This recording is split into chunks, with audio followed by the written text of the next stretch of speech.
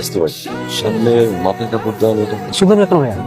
ছোট ছিল। ও ছোট ছিল, তুমি যখন 5টা বছর ঢাকা পড়াশোনা করছো তখন বড় হয়ে গেছে।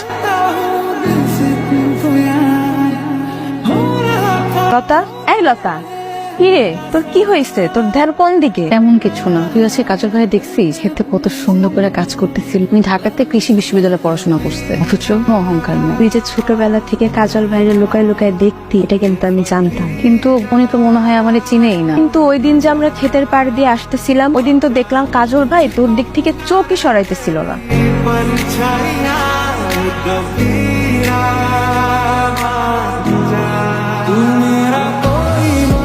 লাগছে? আপনি বুঝেন না, ডাঙ্গুলি বাতাসে লাগবে লাগবে কি লাগবে না? ওকে সরি। সরি কিসের সরি? ডাঙ্গুলি খেলার সময় চোখ কই থাকে? আর সেই বয়সে আবার ডাঙ্গুলি খেলে।